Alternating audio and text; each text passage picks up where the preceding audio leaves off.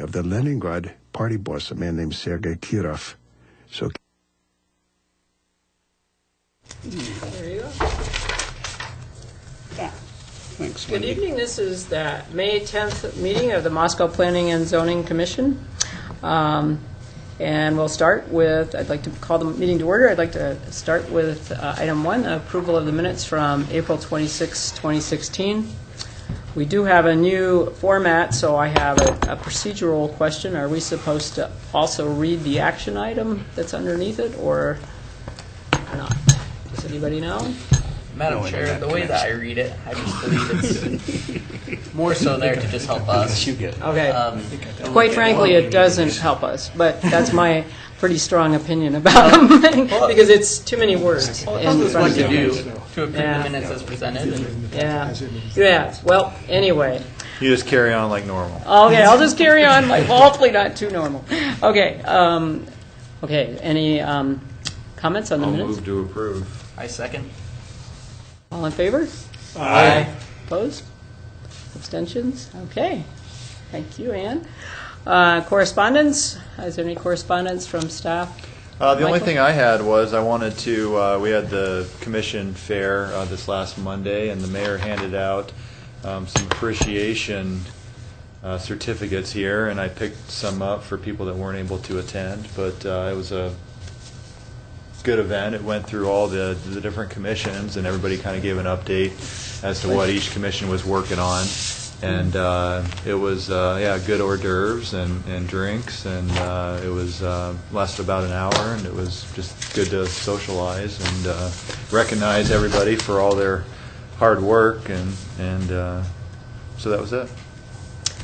Well, thank you, and I apologize for not being there, but I had a trip scheduled on the books for about 6 months, and so we did it. There's someone there. Yeah. Oh, Nels, there you go. But it sounds like it's a nice event, so maybe next. It was. Yeah. Apparently, this is like recreation soccer. Everybody gets an award. Okay, There you well, go. this is nice. We're all wonderful. Well, it's nice to have them acknowledge work once in a while, because it is a commitment, for sure. Okay. Item 3 is the Transportation Commission meeting report. Joel, do you have an update for us? I reported at the last meeting on our then most recent Transportation Commission. Okay. The next one is scheduled.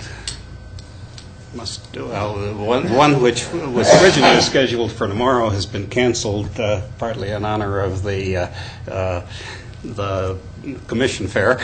As an alternative, and the next one should be in next month, the Okay. second Tuesday of the month, in this room, 4 to 6. Great. And I haven't seen the agenda yet. Okay. Is there any other transportation-related information? Or nope. Okay. Item 4 is public comment, and it's an opportunity for members of the public to come and speak before Planning and Zoning about matters that aren't currently on our agenda or that aren't currently pending before us. And there's really nobody here to do that. So we'll move on to item 5, which is Mike is going to give us an update on the 2009 Comprehensive Plan, Chapter 4.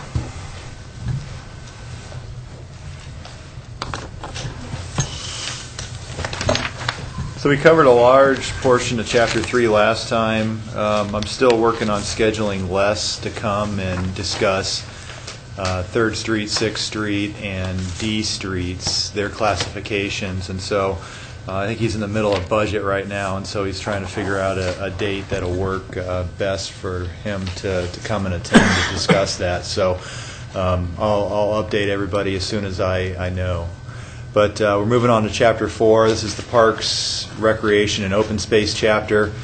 This coincides with the Parks and Rec Master Plan.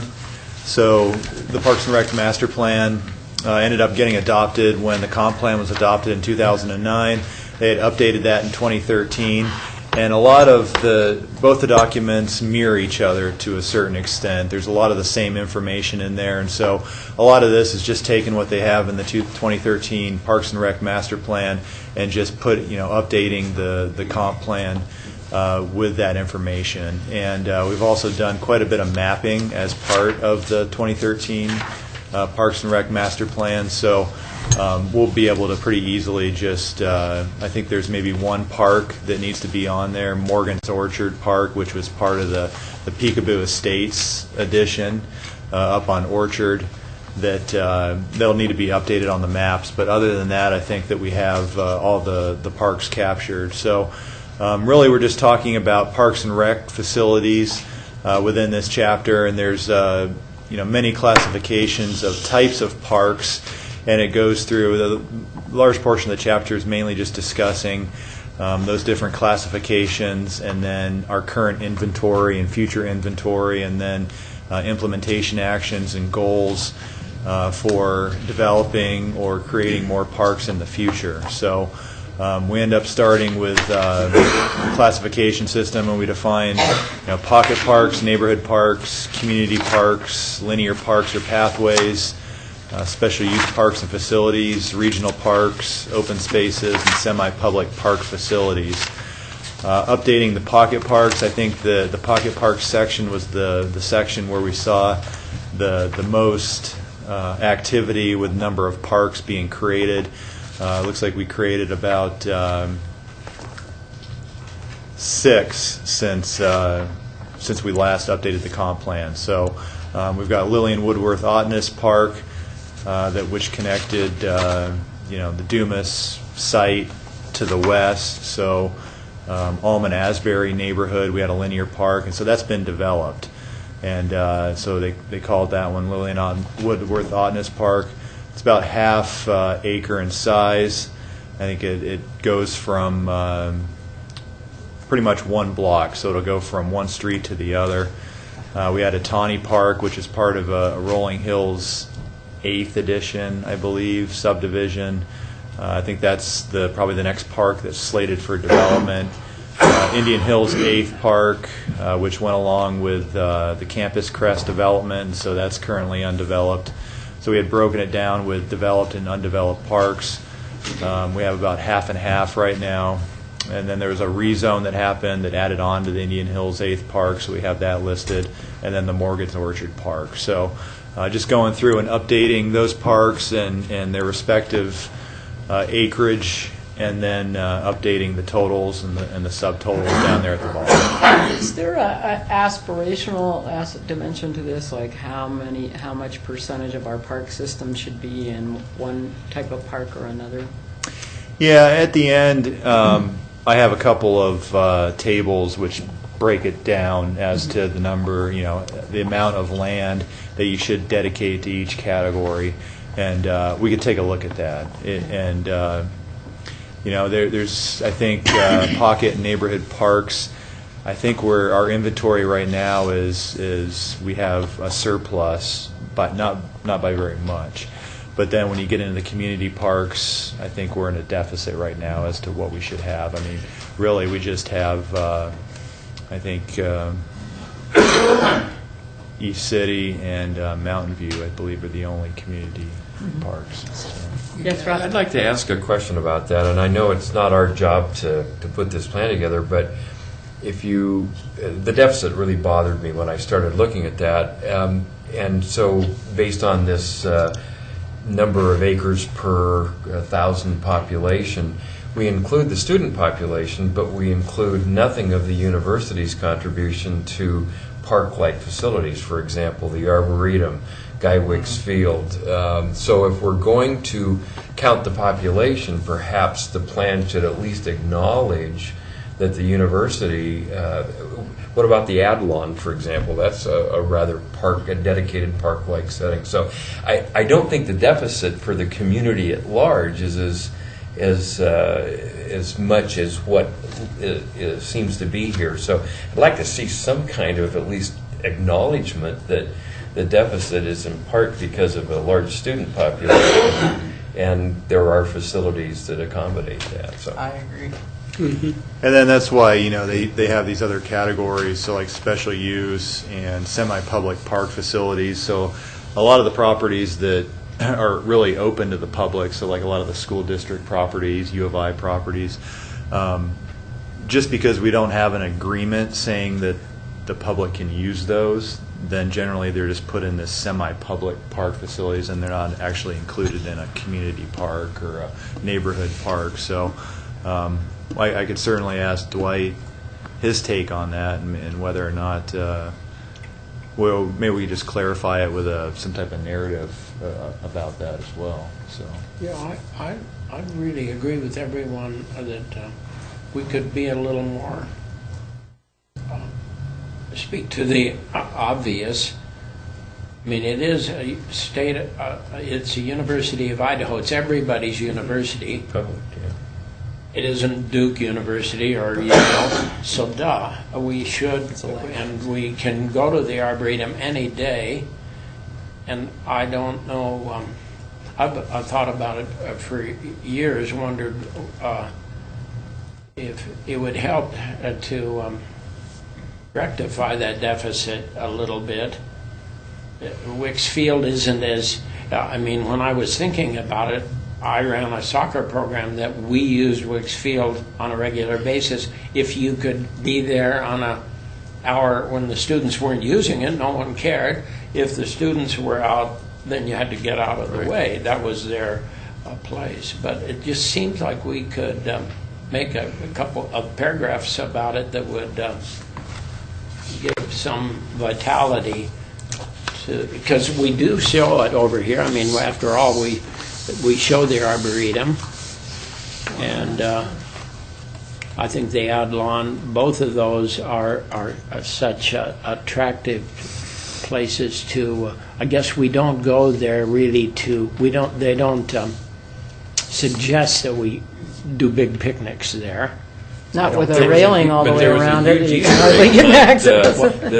on the Saturday before Easter, there was a huge Easter egg hunt. Oh, really? that Oh, was that's right. Public Yeah. invited That's right right. there on the ad lawn, and there were hundreds of people that showed It's up. not a big issue, but it would help to Yeah. clarify how the universe, and I mean, somehow we should be able to write it in to make it seem like the university and the city are Cohesive. simpatico. I think that's really Yeah, a because the good thing deficit to isn't as strive big for. as it appears when you look at it. So maybe we could, I don't know, try to encourage some type of language that will acknowledge that we have a deficit, but put it into the context. We are servicing the student population that does have paramount rights to a number of green spaces provided by the university, and to maybe explain the acreage that is provided by the university, And to because it just gives good context. Yeah, and of to the acknowledge situation. that the public is often As secondary use. able to use those spaces too. I agree. That's a really good point. Sorry, Mike, didn't mean to hijack your... Oh, no. Yeah, this is what we're here for. Okay. Well, I'll look into that and see what we can do. Then we move on to neighborhood parks. And so these are your Anderson Frontier, Berman Creekside, Lena Whitmore. And then we have some undeveloped parks, Lola Clyde, and that's on the north side of the Joseph Street ball fields there, the riparian area. Mosier Park, Milton Arthur Park, so it was formerly Salisbury Park, and they decided to rename that after, I think that was Mike Salisbury's grandfather, who was Milton Arthur, and so that was renamed to that designation. And then we've got Baker Street Park. That's the Peterson development, I think 40 acres at the end of Baker Street that's currently platted, but it's undeveloped. So there's rumors that they're looking at maybe replatting that, and so that could change in the future before it ever gets developed. So we'll see about that, but that's currently designated as a park, but it's undeveloped. So we'd just be adding those two new additions. Actually, it'd be one addition and just the name change to Milton Arthur. and then correcting the numbers just to add 3 acres for Baker Street onto the total of parks within the neighborhood designation. Mike, it seems to me like this would be one perfect place to just have a third chart that would indicate those, whatever we decide to call them, semi-public, because the Adelon's 11 acres, the Publicly accessible you know, open space, Arboretum's or 60 Arboretum acres. is 50-some acres. Yeah. It's actually 63, but it hasn't been done yet. It's still some to Wheatfield, Yeah, but there's that's- roughly 50 acres at least. If we're I doing think that should be right here, so when people look at it, they see that that's an available resource. If we're doing that, there's some school district land that is in a similar category. The which? School district land. Well, and that was another question I would, at some point, I don't know if it's the right point, Mike, is to just talk, now that the Joseph Street, I mean, we call this Parks and Recreation, and it seems to me that that's such an elegant effort on Joseph Street, and it should be deified, it seems to me, by, I don't know how many acres that is, but I think it's, what? It must be 20 acres. Yeah, and we have it listed under one of the other categories. So it's there, and then, you know, with the Parks and Rec master plan, they expand upon that. And so there's a statement in there that discusses that property. And so we'd be proposing to add a statement onto that. I think I have that further on That's in here good. about, we could probably expand upon how, you know, nice it is, or nice it's been developed into. It was more of just a general, I think, paragraph that we had from the Parks and Rec master plan. Yeah, I just happen to be really impressed by how wonderful it seems to be. I just think for a public effort, it's really a good-looking thing. I think it's something we can really be proud of, and we should put a star by it.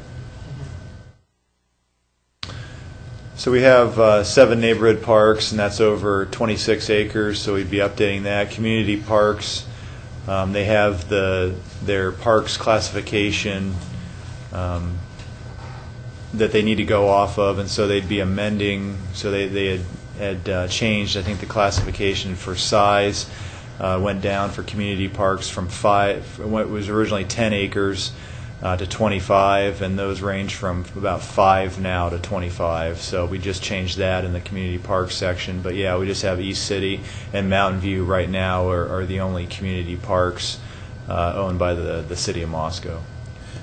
Mike, why is Gormley considered special use and not in the same category as Mountain View and East City Park?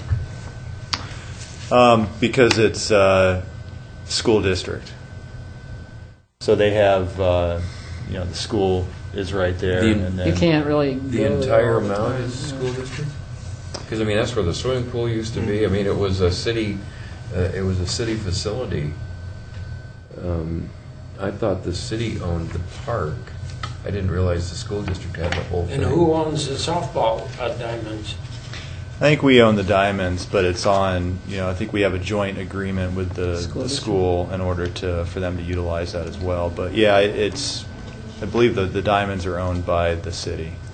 But until we put in the Hamilton facility, the city's swimming pool was there at Gormley. That was so. I for some reason, I guess I Yeah, thought it that used to was be city. that the school district didn't have much land there. It was all city park. I don't know if that got And turned it over was sort to of the- shared. I can clarify that. Okay.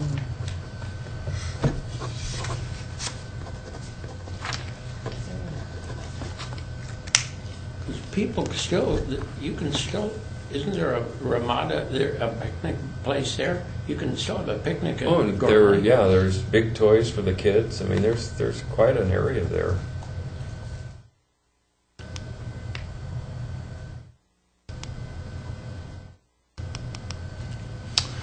Then it brings us to semi-public parks. So we've got the Joseph Street ball fields, which the school district owned, but the city went in to develop the ball fields with the school district.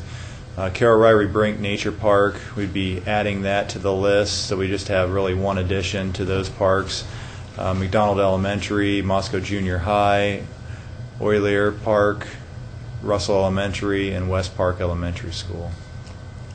Out of curiosity, when it's a shared ownership like the Joseph Street, who does the maintenance on it?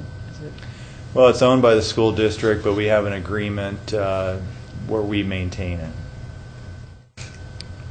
And the school district pays. We share the cost of maintenance, but we perform it. So that West Park figure, that's less than an acre. It's got to be more, a third of an acre of stuff there. Yeah, that's just like they have some handball type courts there, like outside play area, and that's what they're counting as the .78. So That's a place where the tennis courts used to be. yeah, so there's a portion that's owned by the school district, and that's what they're counting with that. So they're not necessarily counting Gormley Park within that semi-public parks category. I mean, maybe we have to talk to somebody at the university, but again, this seems to be a place where that university property could be shown. Okay. And then this would be a paragraph that we inserted from the Parks and Rec Master Plan. Talked about coordinating between different agencies and partnerships. So it talked about coming together to fund some of these parks, and with the larger challenges with just funding sources to be identified for development of parks within the city, and they go on to point that Joseph Street Fields is a good example to point to as part of one of those joint collaborations between the school district and the city. So we bundled the funds in 2014 and developed the Joseph Street property. Then they go on to say, looking for more of a formal agreement between the relationship and Moscow School District. So that'd be something for the Parks and Rec Department to work on in the future to get some of these joint use agreements for some of the parks or properties that aren't owned by the city.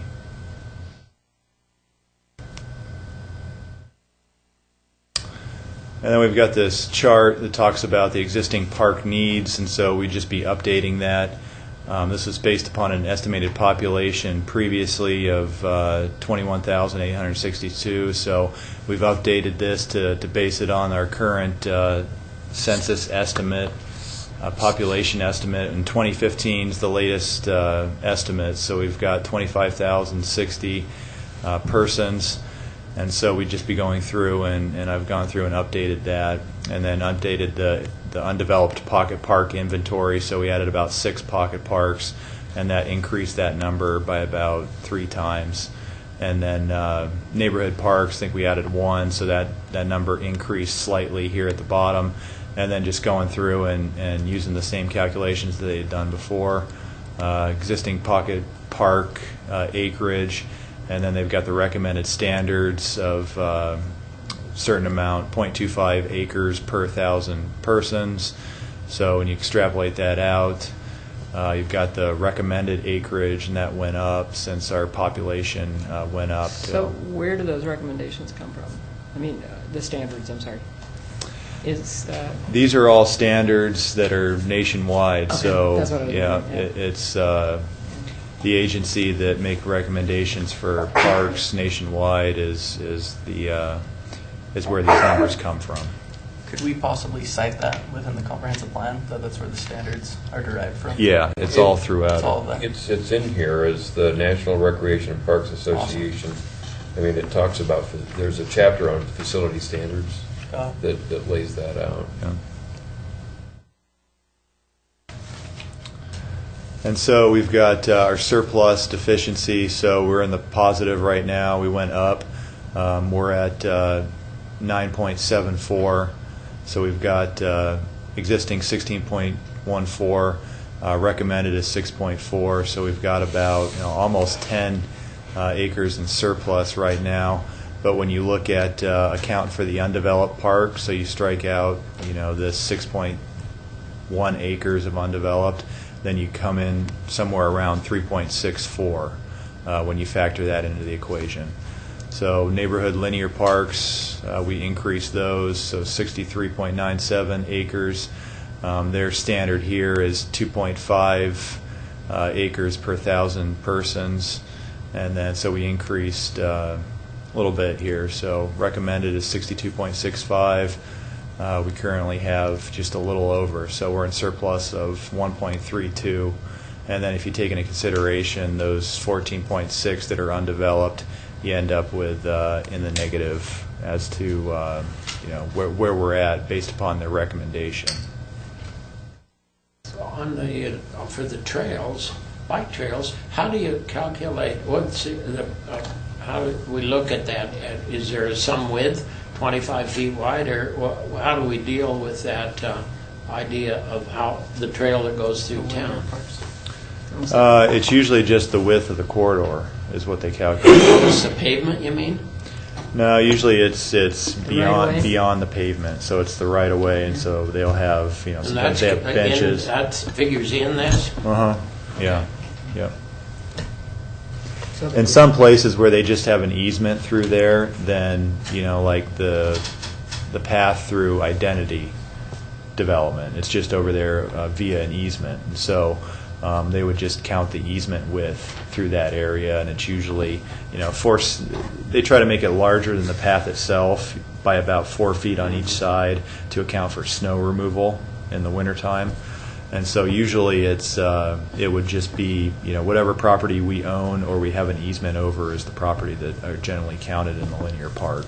Yeah, I do want to report that we can ride our bikes by that construction all summer long and watch it. That's true. They've carefully put the fence inside the.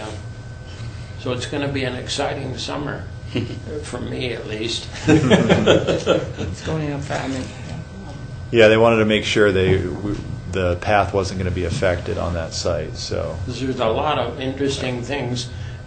Just right now, they're digging up some concrete that I can't imagine what big hunks of concrete were way deep in the site is.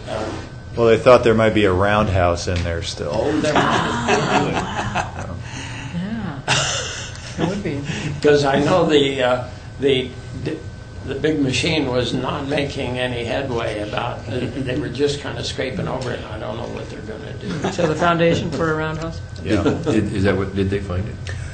I haven't heard that. I just heard that they thought there might still be the foundation of the roundhouse still there. Wow. Yeah. Just one more quick comment, Mike, before we proceed with this slide, just because it wouldn't be a zoning meeting if I didn't pick out terms and vernacular. When we look at the source, right here it says City of Moscow. However, when we look at the previous charts and tables, so if we go back, if you can just do that real quick, go back one. To right here, the source says Parks and Recreation Department. So that's a common noun. So can we make it the proper noun to City of Moscow, Parks and Recreation Department? Just to be consistent. For instance, when we cite the U.S. Census, we just don't say census. And when we cite the city, we aren't just saying city. So could we say the source is City of Moscow, Parks and Recreation Or Moscow Department? Parks and Rec.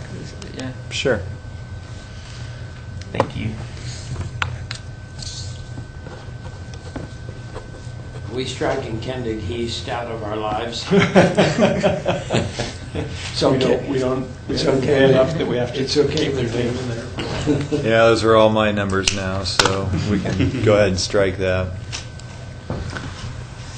And then community park, really nothing's changed other than the population, and so the recommended acreage has gone up, and so we're at quite a big deficit when you look at community parks. So we're sitting pretty well as far as pocket and neighborhood linear parks. It's just community parks we're lacking. So this, I guess, gets to Rob's point about just the joint use of the university and how that makes up for a lot of the I will community just park. maybe add a contradictory statement that I've heard from multiple people, that it feels like we have a deficiency of bigger parks in this city. That a lot of people feel that a lot of times we get these little pocket parks because they're leftover land from developments that have to, sort of set them aside, but there's not really a nice, comprehensively large park. And I have heard that from quite a few people over the years, so just maybe express their viewpoint or their concern. Yeah, a lot of that happens with, you have smaller subdivision, Right, really I know. no large master plan area Right. where you have smaller subdivisions, and so the parkland dedication requirement isn't, Right. a lot of times it's within that acre to 2 acre range, and it's never really cresting above that to go into the community park category. I think probably the closest example would be Mosier Park, which is undeveloped, and that's in the Mosier, Damon, Rolling Hills edition. So Harvest Hills, if you just go directly east of that, and that's almost 5 acres. I want to say that's pretty close to the 5 acre mark. But as soon as those subdivisions are extended over is when that park will be developed, and so who knows when the Rolling Hills edition ends up going over that far to get access to the park, or Harvest Hills ends up going over there to get access to that park. So that's probably still a number of years off, but that's probably the biggest one, that we have. Yeah. There's one other bit of open space that we haven't talked about, and that is the PCEI campus. It's a very, very large open space, which is generally open to the public, and probably at least deserves a sentence or two to acknowledge it. Okay. Do you think,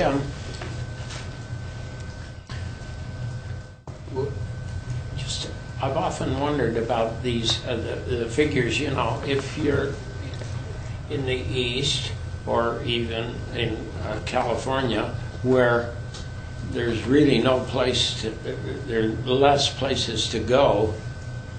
I mean, at least the kids that grew up with my kid, they considered Moscow Mountain basically a park. I mean, they went there When they often. close it, you find out it's not. It's private property.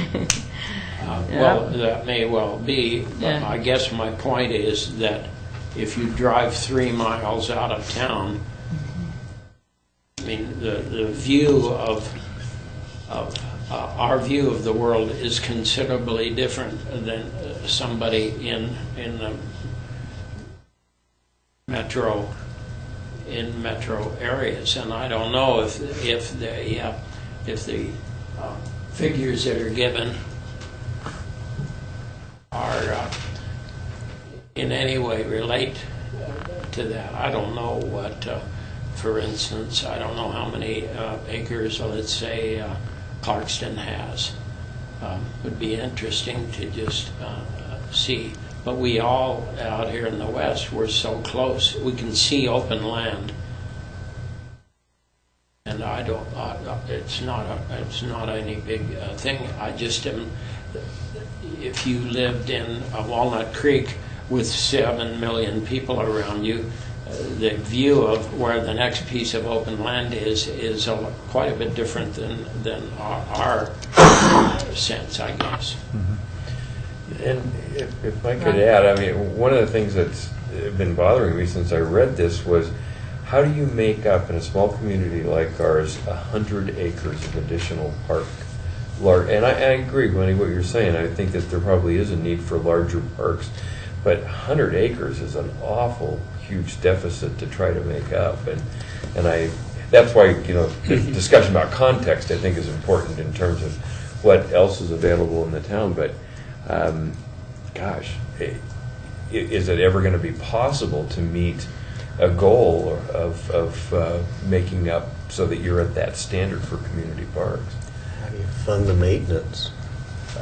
Because the only way to do that is building out. Is only sprawling outward. Like that's the only way you can get 5 acre Well, I parks. used to But I think think for it brings many- up your point of making sure that the proper context of we do have all these other green spaces that are not under city control or city maintained, but they are readily available to the public to just give proper context. I mean, now it's going to be developed as Logos School, but the property immediately adjacent, it was wheat fields, but immediately adjacent to Mountain View Park made a lot of sense because what we, in my opinion, what we really lack is natural areas. Not, you know, we have a lot of developed play fields and sort of formal kids play areas, but we don't have a lot that doesn't take so much maintenance because it's more just path system and natural sort of space. But That's one of the reasons why I mentioned PCEI, because it's really the largest tract of relatively natural space, open space that we have. Well, then they got the conservation easement to the north of that, Right. the DeSantis property, I believe, that, is contiguous to that, so. Right, it's so really- what is it now, 30 acres? I don't know. I have to Something go back and something look, on that yeah. order, Yeah. including the DeSantis property. Well, and then like the conservation easement on the Montgomery property that was just Sure. annexed, you know, that's 30, 40 acres there. So, you know, maybe if some of these conservation easements are turned over to the public for, you know, at least access, then Right. maybe we start to I chip think, that. I Chip think into it's that worthwhile number. mentioning those as semi-public, or available to the public spaces. And Yeah, I think Palouse Land Trust is the one that holds all those conservation easements.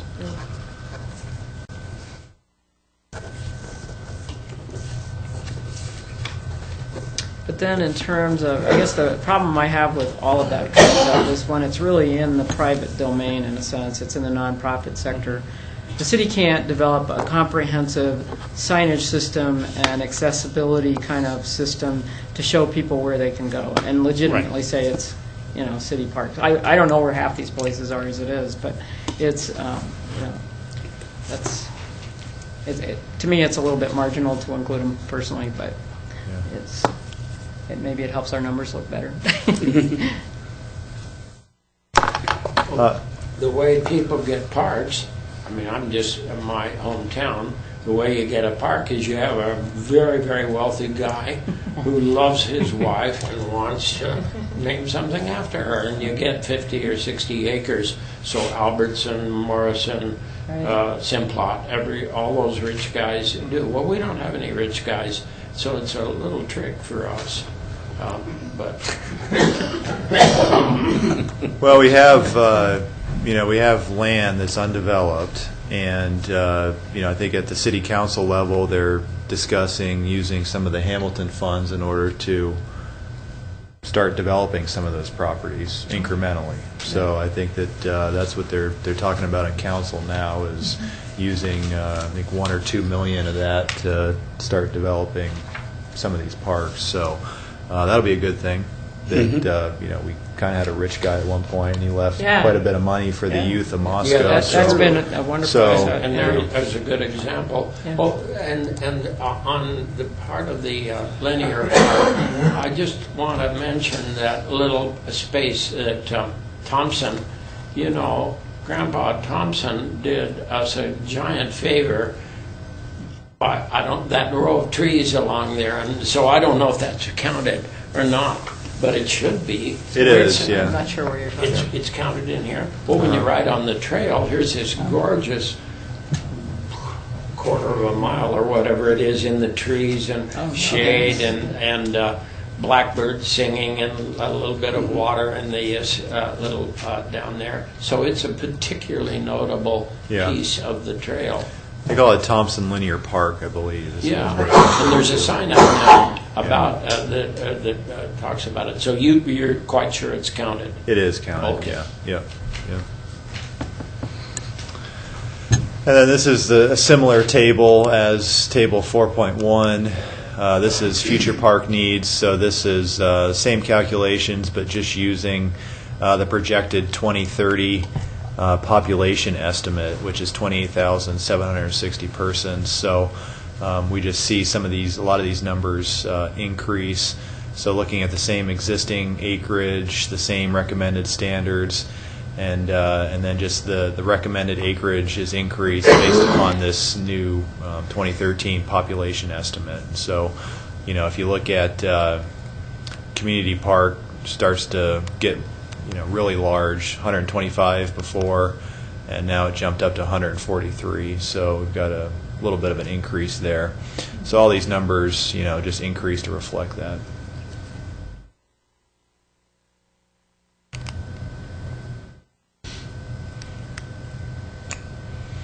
Then we have a more of a summary, based upon everything contained within the document and all those numbers and needs.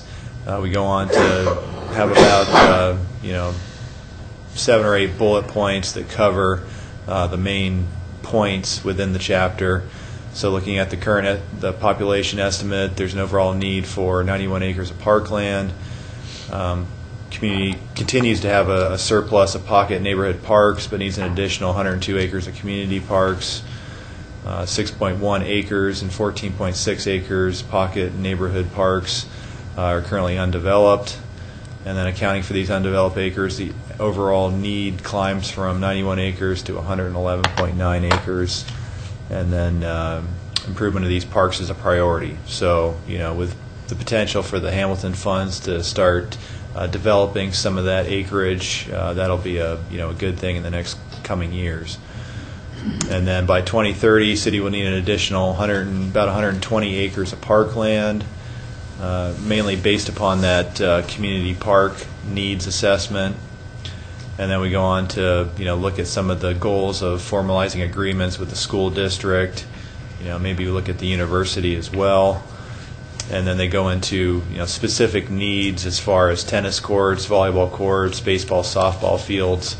I'll have to discuss this with Dwight. I haven't updated these numbers, but I'd imagine like the baseball, softball fields with the creation of the Joseph Street ball fields, as well as I think they have a couple soccer fields on there as well. So I don't know if those numbers need to be adjusted or not, but I'll talk to Dwight and see if we can get those adjusted.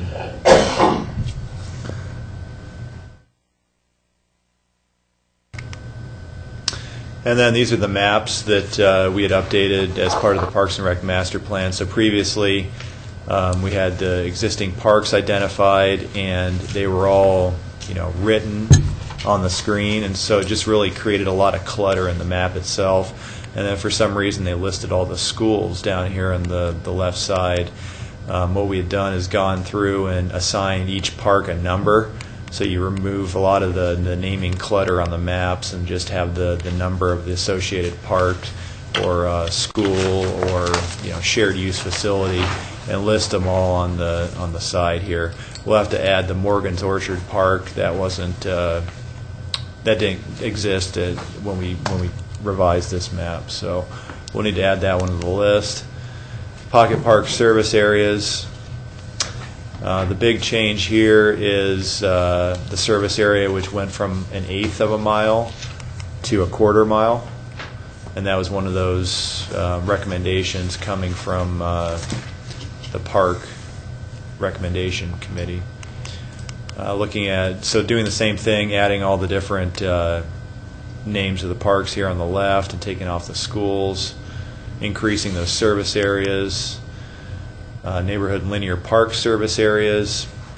I think for some reason I think they were looking at adding another map for linear park service areas. I think that was the current recommendation, to increase from 1/4 mile to 1/2 mile for neighborhood parks. So you can see those increased, and that's represented in those large brown circles would be the 1/2 mile service area. And then once again all the different parks named here on the left hand side. So a lot of these are pretty much done. We'll just have to add Morgan's Orchard and tweak them slightly. And then community park service areas, East City and Mountain View. Currently 1 mile for the service areas for community parks, so not a whole lot changed between these two documents other than just the numbers for the different park facilities. And then we've got one for our pathway system. So, all these dashed lines represent future paths. So when we're looking at future paths extension, I think the most recent one we had was Peekaboo Estates. When you're connecting Orchard to Landy Lane, we're looking at the future path, calling it Paradise Path through that area, and that's why there was the 10-foot wide sidewalk that ended up occurring on the south side of the street, and then the 10-foot wide sidewalk that ended up heading to the north. We had a path that was shown on the pathway system and the Parks and Rec master plan that identified those future paths. So we have a lot of the existing and a lot of the future, and hopefully connecting all the way from Mountain View all the way out past Guy Wicks at some future date. Currently working on acquiring right away for those paths, and I think we have the Fosberg property that's in a conservation easement that one day it'll hopefully end up connecting. Yeah, I wanted a question about that. How big is Fosberg property? Do you know? I couldn't give you an accurate number. It's I'd probably say it's 10, 15 acres. But it's there's property on both really sides. Naturalistic. I mean, it's grown up so nicely. Do you have any idea what their dream is for it? Well, there's property on the north side and the south side, and you have the house, but then the eastern portion of the house is in a conservation easement. And so it's my understanding that he's restored the east side of that property that's Paradise Creek goes through to native Palouse Prairie habitat, I believe is what the gentleman at the Palouse Land Trust had told me. So, at one point in time, I think we were looking at trying to get a pathway through there that followed the creek. And for some reason it didn't happen, but I think they may be more receptive to that in the future for having some type of public access You just through wonder there. what it's, I mean, when you go by, you look over and see all that a tangle of stuff, and then I just wondered what that, how that might be made to be more of an amenity if it's in their mind to do that. And so it's an interesting question. Well, I know they still farm a portion of it. The parcel to the north that has a couple single-family dwellings on it, they still farm the field behind that. And then I think they still have a few horses on the southern portion where the house is, and then, the Palouse Prairie habitat is to the east. So, the Palouse Land Trust has an easement, conservation easement on that. And so maybe hopefully in the future we could, get maybe a pretty undeveloped path through there and have open it up for public access to carry the path all the way through there. So that'll be hopefully something we can work on in the future.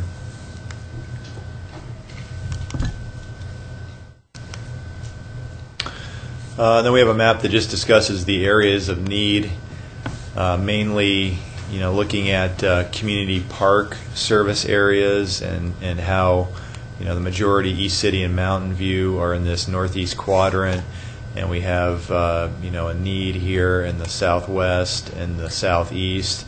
Even though they do recognize the Arboretum and portions of U of I campus as semi-public facilities there, we do have the undeveloped ball fields property that the city owns that could maybe serve that need in the future.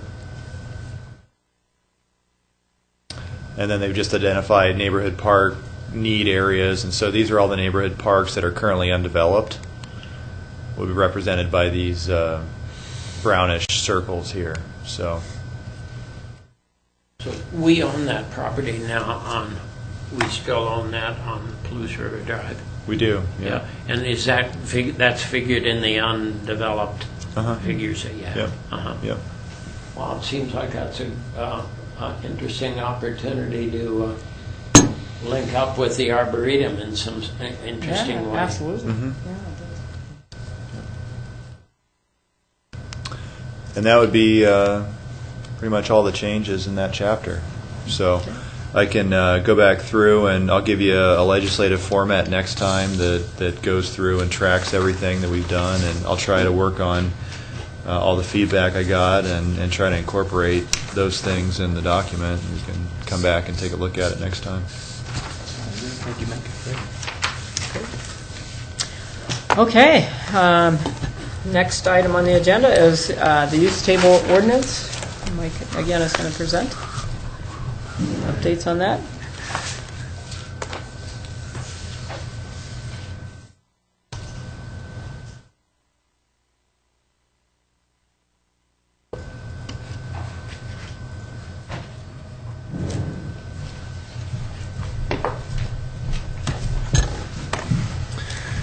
So I think the last couple items we have to take care of on the use table, the chapters 1 through 4 use table revisions, are the definitions. So we have to go through, and I think at one point we discussed. So we have all the uses, and then we've got the NIACS terminology of where we were headed with defining those. So we have this more of a national standard to go off of with the definitions. And I think we were originally thinking of, just having the number next to the use, and then maybe necessarily not having the definition within the definition section. And those are readily available online, so you could look it up. I guess our concern at the time was there's a lot of definitions within the NIACS terminology that are really long, like this one, and including all that text. But we were, there's a lot of them that are pretty small too. So, we started looking more into it, and really they have a lot of almost commentary at the very end. So you have the main definition, and then you start, transitioning into more of a commentary as to where the economies and are going to go in the future, and how the processes or manufacturing process are different from depending upon what you're manufacturing. And so I think that a lot of these, that's the way it was, where you'd have maybe the first sentence or two, which would really be the definition, and then it transition into this almost commentary for the rest of it. And so I think that the direction we were going, because it'd be nice to not have to look it up every time you had a question about a definition. So I think the direction we were planning on going now was to have all the uses defined within the zoning code, and we just include really what the definition is within the NIACS. And then, if you needed more clarification, you'd be able to go out to the web, the NIACS website, and go through, all maybe. There's a clarification needed that you would need to do that. You still, we can write it in the very beginning of the definition section about, this is just maybe the condensed version of the definition. Summary or the first, definition. yeah. And so, for further clarification, certainly the remainder of the definition would apply on the NIACS website, so we can include that without having this giant. All these definitions with these giant text below them. So I think that was, I started working on that, and so I'll have a complete definition section for you next time with all those recommended changes. But a lot of them actually were fairly small. So, these were just kind of examples. I would say maybe about a quarter of them were about this length, and most of those were able to be cut down in that fashion. So I think that that's what we'll end up doing. I think that I think we can eliminate a column in the table by just having the number in the definition section. So we just have the use, and then we'd have the number right after that. Maybe I'm overthinking it way too much. and maybe Greg, with his legal background, maybe he has thoughts on it, but would this be maybe something we would just want to pass by legal, just in case? Because my biggest fear is someone only not reading everything as a whole and only relying on the first portion of a definition given. And unfortunately having something happen to their detriment, where if they would have read the entire definition, things would be different. Am I making any sense? So that's only my biggest fear. Like, however, if we do it as you mentioned, where we put a huge disclaimer that these definitions are more of a summary for some of them, rather than. Or you could just have a citation that says, for full definitions, see the website. Yeah, and that's Say what, these are- I mean, yeah. legal reviews everything that we do. Awesome. That's why we're still waiting on legal for the ordinance format of this. Yeah. But, and so 'cause they're going through and making sure everything is all right, so is legal. And, but, you know, a lot of this stuff, I mean, if you look at it, I mean, it's not really the definition. So it talks about, you know, causes both medium and the equipment to resemble the technologies for recording, storing, transmitting, manipulating data. Communications technology and equipment have been converging with computer technology. When technological related components are in the same sector, it makes it easier to adjust the classification for future changes. You know, I mean, it's nothing that you would go off of for a definition. So I think we feel pretty comfortable with being able to eliminate that. But yeah, we plan on having some type of disclaimer at the beginning to, you know, refer people to the actual, you know, the complete definition. But I think that we're pretty comfortable with, you know, eliminating all the commentary at the end and just really keeping the crux of what the definition is. So Yeah, it's absolutely, but that's just horrible. That's anybody who thinks they need to read that is, no one would. Rob? Mike, so you're proposing that we eliminate the column that has an IX? No. Oh, we could. Well, I mean, that's what I wanted to talk about. I mean, we Well, if originally didn't. You know, if we weren't going to have these in the definition section where you could just, you know, get the use and then you get the number and then you'd look up, you know, everything that was included within that NIAX number.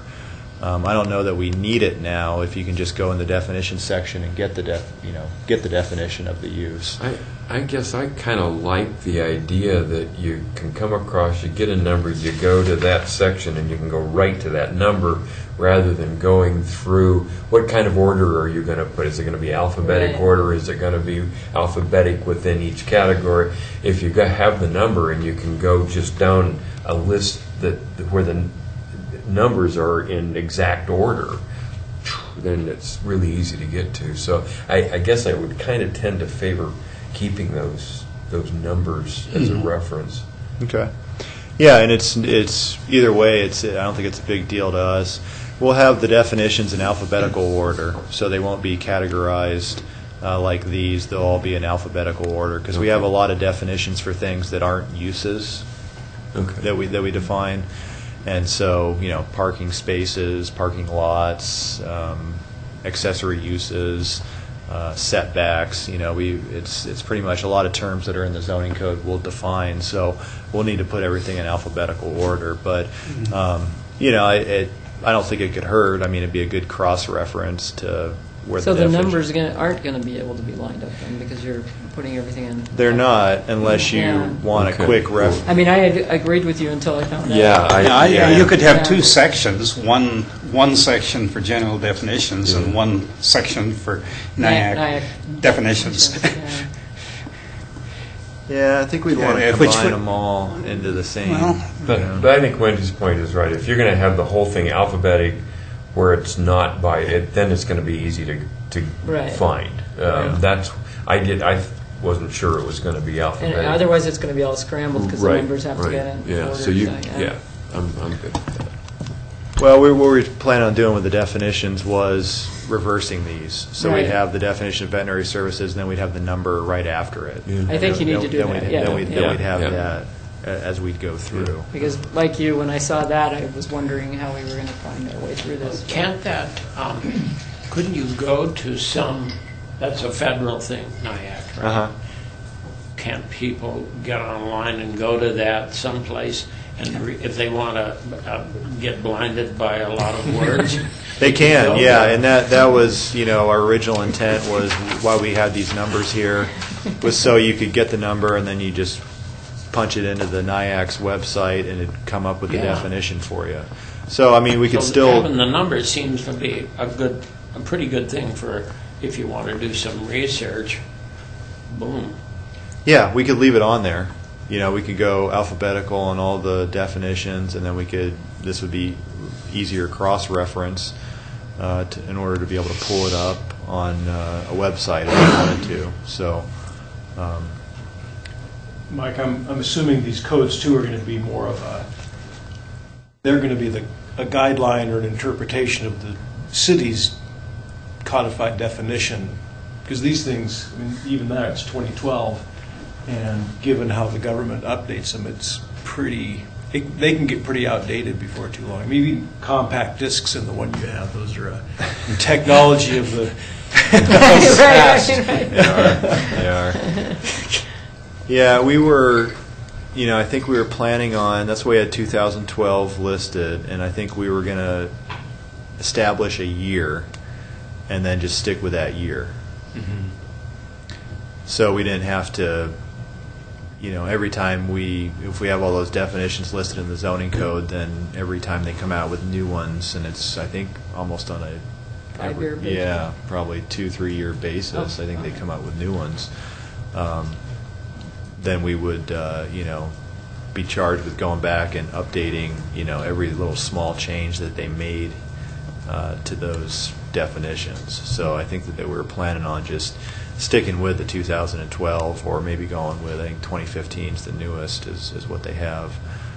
Just taking a snapshot of what the use was of that year, and then maybe in the future we'll need to update some of those depending upon what happens. But these would be, there would be enough flexibility within the department that you'd look at that and say, well, it's the nature of commercial banking institutions has changed, and this still looks a lot like what that definition is. Yeah, we don't want to paint ourselves into a corner where we have an issue like that in the future. So we already have a more of a statement in the code right now that allows us to have a reasonable discretion if there's a use that maybe doesn't necessarily fit one of the exact uses. We're able to take a similar use and pretty much utilize that use for that use. So I think that there's no drastic changes that we've seen with these NIACS terms over time. Maybe it's just an introduction of technology that it was new, hasn't been around, and so we'd still be able to do that, but we'll make sure with that statement in the code that we're, like I said, not painting ourselves into a corner and allowing flexibility in order to be able to group it into a category that we determine is compatible with whatever the use is. So. Sounds good. So that was the definitions, and then the only other thing that we needed to cover as part of this was parking requirements. So we have the off-street parking standards ordinance that'll be going to council on Monday, and the only thing that we didn't cover with that was all the uses. So we needed to establish, all of our new uses before we could update this chart. So this is the current format right now. It's as you can see, this is the entirety of it. So we don't have near the number of uses that we have listed in here. So what that forces us to do is make interpretations as to what the parking requirement should be, and that is a challenge sometimes. So we'd be updating it with this current format, and so I'm just giving you an example of the direction we were going with that to put it in a similar format as the use table. Much easier. We'll go through all the same. Yeah. It'll be in the same order as the use table, and then we'll just have a column over here for the number of automobile required parking. So I hope to have. I'm about halfway done with this, and I'll have this done by next meeting. So we'll be able to review that, and then we'll be able to review all the definition section, and then we'll get that incorporated in the ordinance, and then we should be on our way to getting this one finished. Great. I like that, 1 parking space per 3 horses.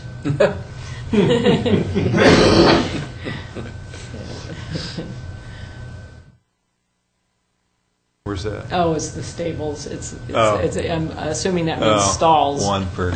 Yeah. Maybe it means. No, riding stables. 1 per 3 stables. 1 stall per 3 stables. Yeah, it should be So- stalls rather than stables, right? No, it's one space per 3 stables. Huh? Riding stables. So that's the use. Yeah, riding stables, but then in a riding, the way you decide how big a stable is by the number of stalls, isn't it? By the number of stables. But Yeah. in my mind, in my The horse mind. stable is the enterprise. Right. It Stable contains- is the place, and the stalls are or it's like, how many seats in an auditorium. It's how many houses for the horses. So Oh. each, you see what I mean? Oh. Yeah, so it probably should be. Yeah. I don't know. Stalls. Yeah, Stalls. yeah, I think it should be stalls, yeah. Yeah. But I wasn't, I just jumped on that one because I thought it was Do funny. you know what a stable is? It's a place you keep horses. Yeah, That's about well, all I know. 13 horses there. I think- 13 horses at the stables, but the horses don't. The horses live in a stall. It's like how many bedrooms in a house, or how many. Okay. That's a- Yeah, I see it. Yeah. Yeah, yeah. I'm not an equestrian guy. So. Or how many I love those rooms term in a hotel. finds. It's kind of like that. Okay. Yeah. No, I see what you mean. Language is important. I thought you were reversing like parking stall. I was trying No, to figure. no, no, no, I'm I was sorry, trying to but- figure that out. No, because a stable Yeah. kind of implies a building, or the Yeah. barn itself. Yeah. The horses live at the stables, but they each have their own But they stall. have the individual stall. Okay. All right. We'll get that figured out. She saved us from a huge lawsuit with a. That's the Equestrian extent guy of my coming in. equestrian knowledge, but I do know that. All right. So we'll have those for you to look at next time. Okay, great. Thank you. Okay, thank you. So, Mike, you're on again for the introduction to the subdivision code.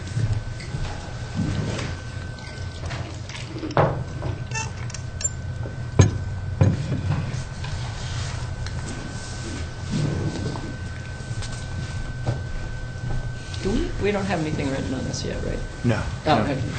Yeah. This is more of just an introduction to the subdivision code.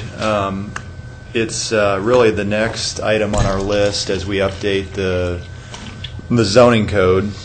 Now that we have the off-street parking section, we've worked on that for the last year and advanced that onto City Council. Now it's time to move on to the next legislative amendment, and really the subdivision code's been needing some updating for some time.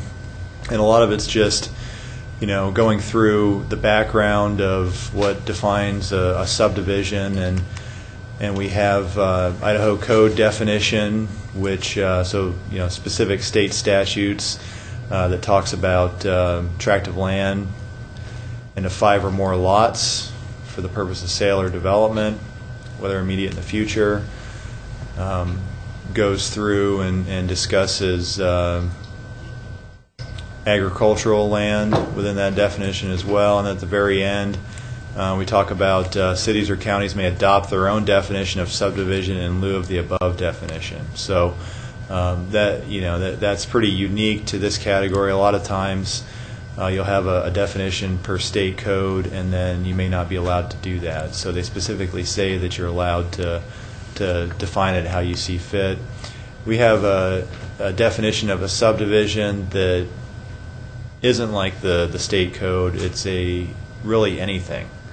So a subdivision, the way we define it, is a division or development of a developed or undeveloped lot, tract, or parcel of land, platted or unplatted, and laid out or to be laid out in building lots for homes or commercial developments which may or may not include streets, highways, alleys, or other portions of the same intended to be dedicated to public use. So it really is anything. So, developed or undeveloped lot. So anytime you're dividing any property within town, this definition would mean that it's really a subdivision. although we don't, we have this separate lot division process that I'll get into a little later. So, that's one of the inconsistencies that we currently have. I think that this was updated at one point in time as a mechanism. I think we got sued at one point, and it was a mechanism to require public improvements. Under state code, we require public improvements to mitigate the impacts of subdivisions as they're developed. And so I think this was a way in order to, in that certain instance, to call it a subdivision in order to exact some public improvements as part of that. So I think that was part of the background for that definition. But that's one of the things we'll have to, clear up in the future here. Subdivisions govern the division of the land. So Idaho code right now, so go through a final plat. There's certain requirements that you have to have on a final plat that are established per Idaho code. So, once everything's signed by the respective Planning and Zoning Commission chair and city engineer, health department, it goes up to the county. The county has to ensure that before it's recorded that it meets all those technical requirements and everything's on there. And then Local Land Use Planning Act establishes the requirements for cities and counties to adopt subdivision process, so Idaho code does that. Within the Idaho code, there's no public hearing required by statute, but we have some case law that has ruled against that to say that subdivisions are quasi-judicial, so you're required to go through that public hearing process, even though it specifically doesn't say that in state code, which requires review by P&Z. And then City Council, in this case, is required to approve any subdivision. We have 4 steps. We've got a preliminary plat, which is hearing before P&Z, and then with a recommendation on to Council. And then we have a final plat, which is not a hearing. It's just a regular agenda item before P&Z and then Council. It's always, for the final plat, it's always been odd that it goes to P&Z before it goes to Council. It just seems like an additional step. Really it's the Council's final decision at the preliminary plat stage, and since it's their final decision, it's really 2 bodies that are checking to make sure that all the conditions and all the changes that were required were finalized in that final plat document. So we've always thought it's more of an additional step that you have to go through with the final plat.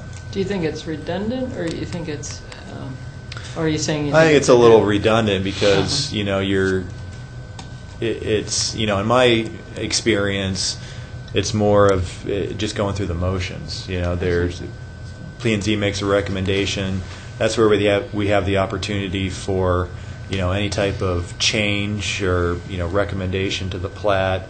Then it goes to Council, and they either take our recommendations or take some and then have some additional on their own. So they end up approving it with, they have the final say or final approval with all the conditions and the way it, needs to be for the preliminary plat. And then a final plat is really just more of a verification that they met all the conditions. And so, you go and, it goes before P&Z, and really we're just reiterating what the Council conditions were for the approval, and then just making sure that they meet those. It keeps P&Z in the loop as to the plat, but it's been more of just going through the motions to approve it each time, I think, in my experience. I don't think we've ever really made any changes. No, other than to say, yes, they met the conditions. Done what They said they would do. Yeah. But haven't there been quite a few times where the final plat has just some minor adjustments? Yeah. And it gives us a chance to see how the process goes. It's hard to, around here where we don't have dozens and dozens and dozens of subdivisions, it's kind of nice to see how the process moves too. But I don't know. It's sometimes I don't interesting. think we've ever been shocked by it. So how parcels are created, so you can record a subdivision plat. There's obviously, recordation of property, so you have a quitclaim deed, a county, or a warranty deed to convey property. You have some other recorded property documents that could be easement, records of survey activities within the county. Survey document must be filed with the county, so a lot of times if you're not dividing property, maybe you are, you almost always have some type of record of survey in order to establish monumentation, so property pins, where those lines are actually on the ground. Records of survey do require those survey monuments. Doesn't necessarily create the parcels. It's more of just a record of survey. So it goes out and establishes where the lines are on the ground based upon what an engineer had done with legal descriptions previously, or maybe it's a title where you have legal descriptions on the property. So City of Moscow, we have a lot division process. Our lot division process, right now, it's found within the construction regulations. So it's in an odd place within the code. It's under the section on the International Building Code. That's a weird place to be. Yeah, and I think it had taken me maybe the first year and a half that I was here to actually know where it was. We've just always had the same process that's been handed down how we traditionally done lot divisions. And so it kind of goes through this outline for the recognition of lots and division of property. They have to comply with the following. So usually if you have a principal use, so it's a single-family dwelling, it has to meet the minimum lot size for a single-family dwelling. Some zones, we allow duplexes, and that's a higher, usually a higher square footage there. And so whatever use you're going towards or whatever zone it's in, it has to meet the appropriate lot size requirements.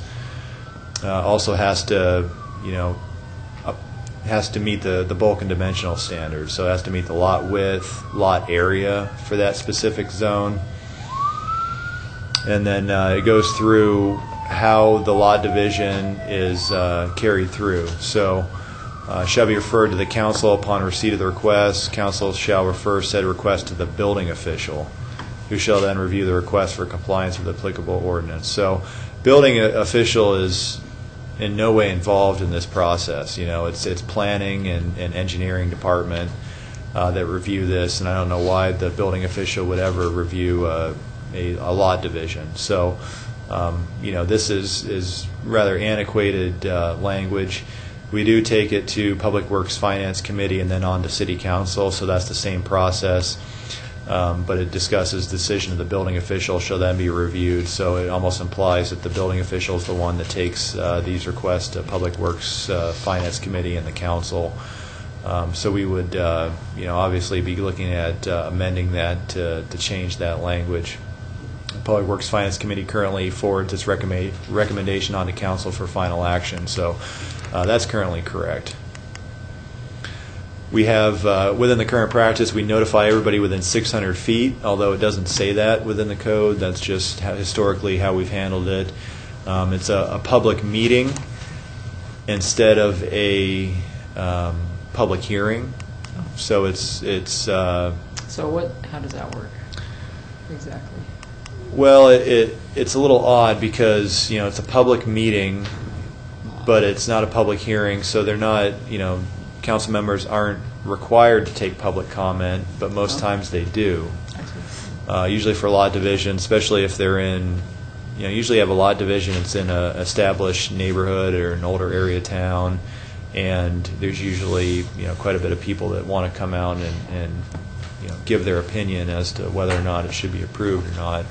And it's we've had some just interesting meetings where it sets you up for a bit of an odd conflict because it's a public meeting and everybody gets noticed within 600 feet that it's a public meeting, but then if you're technically not required to take public comment, then people get irritated. So it's historically been the process, the past process that whoever's the chair of the Public Works Finance Committee usually takes public comment on the matter, and it's that's the the most equitable and fair way to do it. So, but yeah, it's odd that we don't, it's not required to, but it's technically a public meeting, and it just creates this weird dynamic when you're going through there. And then ultimate approval does not create a new parcel, rather permission to issue building permits for that portion of the property. So the only way to really create a new parcel is to go through a subdivision plat. And that actually creates the parcel. We're really just, you're still really shifting, it's more of a property boundary that you're shifting, a tax parcel boundary that you're shifting that allows, for purposes of issuing building permits, we would go off of those lines and not necessarily the subdivision plat lines. It would just be the property parcel boundary that we would go off of. So we issue building permits based upon what's happened with lot line adjustments and lot divisions. We don't require a survey or monumentation to happen currently, so anybody could come in with a hand-drawn, and most of them are, hand-drawn site plans with their property and the house and the adjacent house and the property lines and where they're planning to move those. They do need to come up with some type of legal description in order to define that area. And if it's in an existing subdivision like Lot 1, Block 1 of Melgard's Addition, it's a lot easier to define that property than if it's not in a subdivision. So usually if it's in a subdivision currently, then it's, people can pretty easily pull that off. If they're selling maybe 3 feet to their neighbor, they could just say, the southerly 3 feet of Lot 1, Block 2, Melgard's Addition. So that's fairly easy to do. Just going through some of the shortcomings of the lot division process. The issue with doesn't create a parcel, just permission to issue building permits on that portion of the property. There's no survey or monuments where those property lines are, so if you're just going off of where you think they are, and it could run into issues in the future if you end up selling that property to someone else and they do have a survey done on the property and it turns out to be not the location of where you thought the line was. You could run into potential issues in the future with new owners. We have that conflict with the subdivision definition, so we have this lot division process where we're allowing the division of a parcel pretty much into 4 lots, but our subdivision definition would say that that's really a subdivision. If you're dividing even 1 lot into 2 lots, that would classify as a subdivision definition, and we pretty much put that aside and just process lot divisions because we have the lot division process in the code as well. The public input process is awkward and ill-defined, so it's the whole public meeting, public hearing, conflict, and then the ability to mitigate development impacts less certain. So usually through subdivision is our ability to mitigate a lot of those impacts of development. And when you go through this lot division process, it becomes a little less clear. And some of the exactions we make for street dedication and things like that are a lot less defensible than than if you went through a subdivision plat. So those are some of the issues. We have some alternatives. So looking towards the future, maybe we require all divisions of property to go through the subdivision process. So that's pretty clear. You have the public input process, creates parcels, better ability to mitigate development impacts, but you do have the time associated with that. So you've got preliminary plat, P&Z, City Council, and then it has to go back to final plat at P&Z and City Council. We could look at creating a minor division process. So rework that definition of subdivision to exclude minor divisions, and then more of a streamlined process similar to maybe the lot division process that we have right now. Clarify the public input portion of that, so maybe going towards a written comment rather than a public hearing. So like we do with the Legacy Crossing development, we'll have maybe a 15-day public comment period where we'll send notice out to maybe everybody within 300 feet, and then they're able to submit written comment to the zoning administrator. and we'd take the written comment, maybe render a decision, and then people could appeal that decision to City Council if they felt like we had made the wrong decision. Record of survey with monuments established, so looking at actually defining where those lines are on the ground. We could look at maybe creating a short plat process, which you see this in some other jurisdictions. A lot of counties have a short plat process. It's similar to subdivision, but it's a lot less involved. So there's a lot fewer technical requirements. A lot of times it's limited to 2-3 lots that are able to be divided when you go through a short plat. So looking towards the new subdivision code, the way we thought the organization would lay out, we have this separate section. The first section would have a procedural component to it, and then the next section would have a design component. So the procedural would really just cover all these subdivision and plat procedures, possibly have a minor division procedure, go through the pre-application conference, concept plan for planned and phased developments. A lot of times, these larger subdivisions are developed into phases, and discussing, how you would develop it, or regulations for phasing.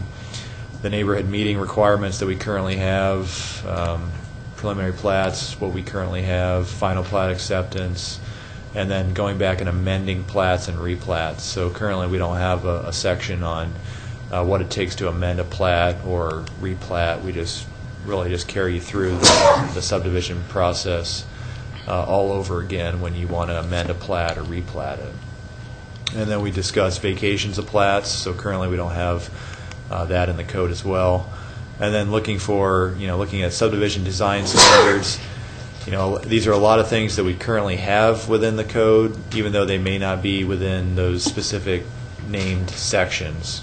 So a lot of times you're looking at some minor division standards, and then for the full subdivision, a lot of the aspects are typical design principles, subdivision development name, streets and street connectivity. So requiring multiple accesses depending upon how large the subdivision is.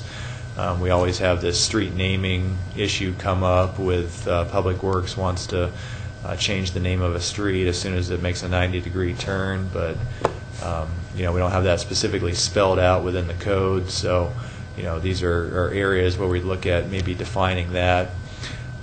Block length. So usually right now we have I think 600 feet is the maximum block length for length of block before you need another street to access that. So that's usually where that's included. Pedestrian easements and pathways.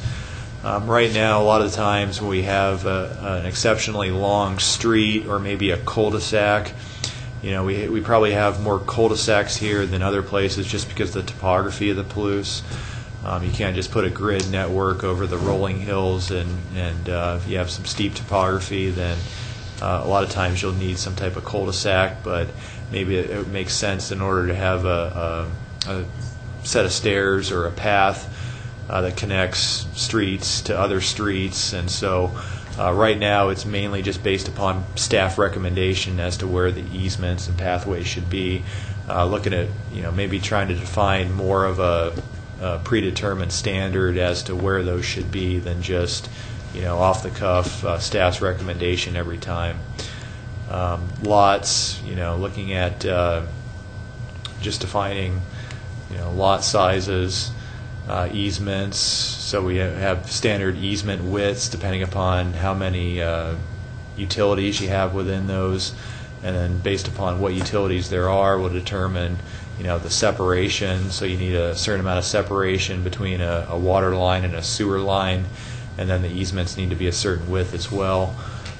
So those are things that you would include within that section. Open space, you'd have a lot of the park dedication requirements there, utilities, identification of subdivision, required improvements, phasing.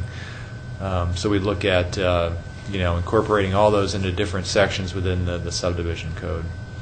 And then this is a whole section on parkland dedication and improvements, fees in lieu. So, I think the Parks and Rec Department normally has an accepted fee in lieu of dedication in some circumstances, but our fee in lieu of price is really outdated. I think we have the current fee in lieu of dedication is about $13,500 per acre.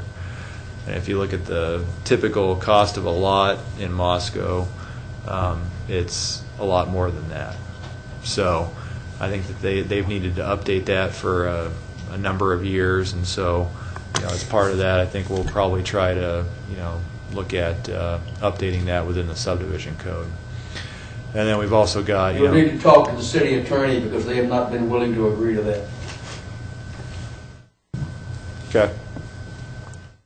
Mike, is this also a place where, going back to our discussion about parks, if somebody's developing, it's going to be the easiest way out is to pay something rather than to develop it, but that makes it that much more difficult for the city to then meet its goals of how much parkland it wants to have, because you don't know where you're going to be able to use it. Maybe making it more difficult to use a fee in lieu would be something that could be dealt with in this. I'm sure that there's all sorts of conversations that would have to take place about that, but it might enhance the goal of more parkland if it was more difficult to just buy your way out of it. Yeah, and it used to leave it up to the developer whether or not... We have the option. Yeah. The city has the option whether or not to take the money of the land. Okay. Yeah. So And we lean toward the land because it's more valuable than the raw land value that we use to price in lieu of. And the city can make that decision then? It is our prerogative, yes. Okay, good. But it used to be that the developer could choose, and that was changed 12, 15 years ago. Okay. Yeah, the developer used to have the choice, but it's up to the city council in order to make that decision. Super.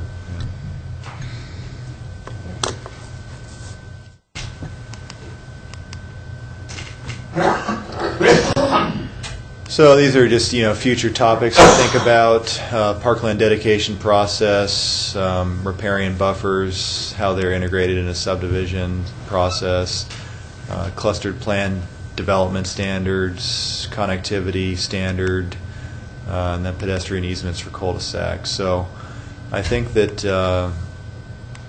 I'll probably just stop there and include that next time, and we'll just pick that up and go through some of the, some more detail on some of these issues, and then we can start looking at what we currently have, and then start thinking of some ideas as to where we might want to go. But I think what we envisioned was, we'll have work through this with planning and zoning, and then form the same type of ad hoc committee that we had formed for the street tree and the parking standards, and work through it with them to get their recommendations, subdivision developers and contractors, and go through that same process. But PUDs will be a separate section?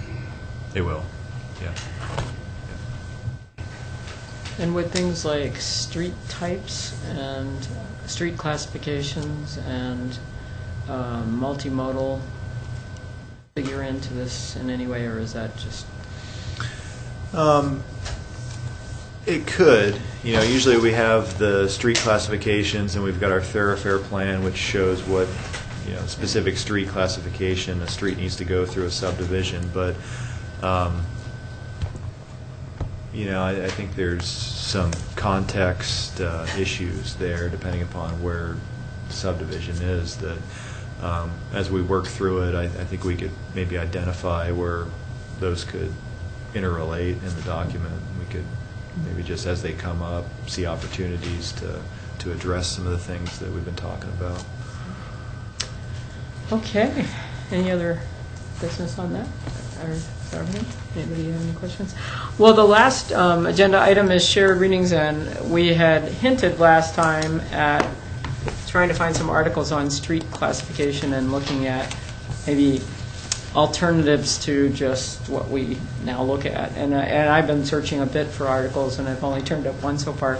But are there other topics that you'd be interested in for shared reading in the future? Yes, Rob? I still like this economic development idea as it relates to planning. So if we have an opportunity, I haven't done much searching, in fact, as in none, but I could maybe take a look and see if I can come up with some ideas. So, what scale of economic development? I mean, it's a big topic, and so I'm trying to figure out. It's this amorphous blob that nobody knows what it means or why it means. Let me do a little work, and I'll see if I can come up with some ideas, and maybe we could. A question that might come up. I've been thinking about the industrial side that we've identified now in industrial play, and so if you just think economic development generically, it's just so, as you said, it's way big. Could we think about, would you entertain the idea of focusing on ideas for the industrial area that we've got, or then there's Main Street downtown, what Or kinds land of things use, happen as it there? relates to different land uses, In other maybe? words, pick Yeah. 3 or 4 different Yeah. That's arenas of development that you do wonder about how things are going to change in our world. I'm just shocked to see the article in the with the big retail people closing down everywhere. You just wonder how that's going to play out for us. And so one of the things that we might, another discussion that's more specific is how do you retread a mall into something useful? Because apparently Amazon's just going to eat everybody up. And I just saw today in the newspaper, there was an article just saying, I mean, hundreds and hundreds of stores across America, and right now Macy's is gone, even from Spokane. Yeah. So anyway, what I guess that just leads me to think of maybe develop 3 different concepts: economic development here, there, here, and then it would help us decide how to discuss it maybe. Okay.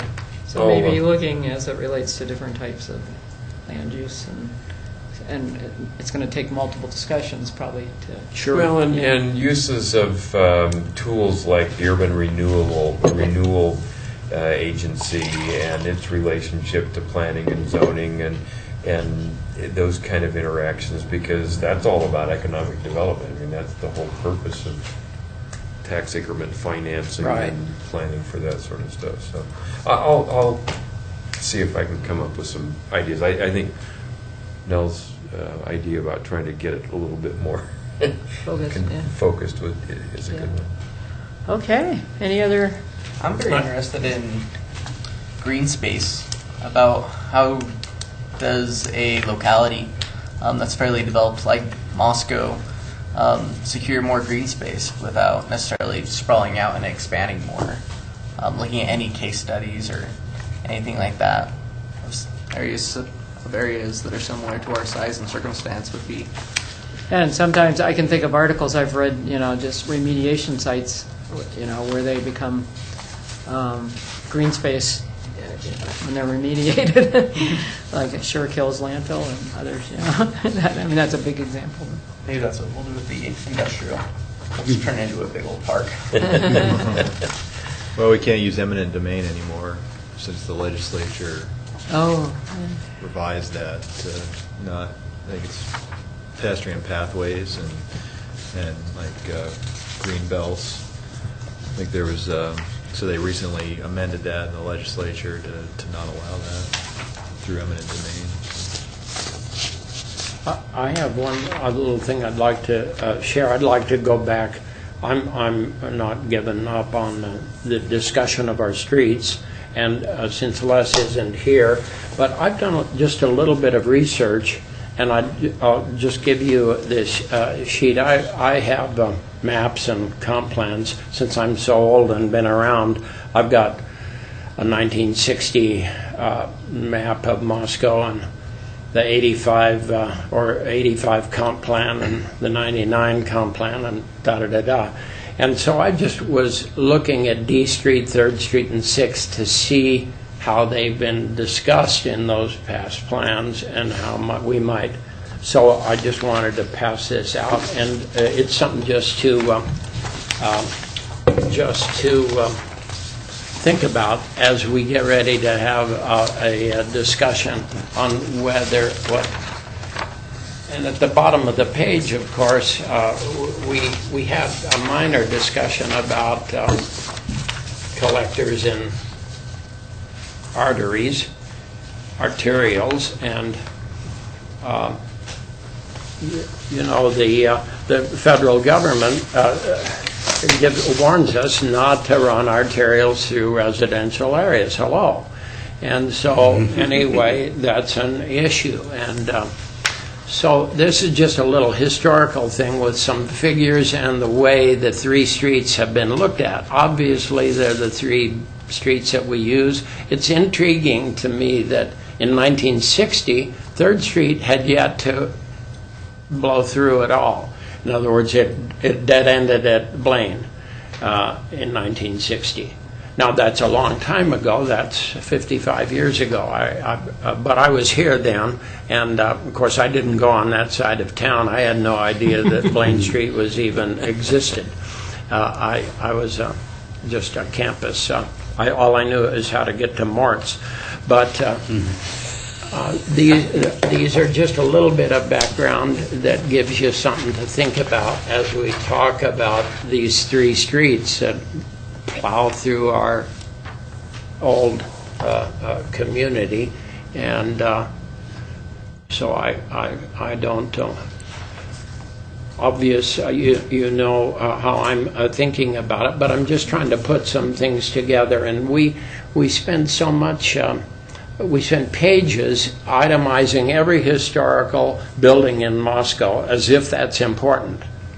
Now, maybe it isn't. Maybe if we're going to just drive a big street through our historic district, maybe we shouldn't talk about historic. Maybe it doesn't matter to us. I could be wrong about that. But we do spend several pages. We list them all. And then we say, well, let's drive an arterial right down the street that has more historic properties than any other street. Interesting.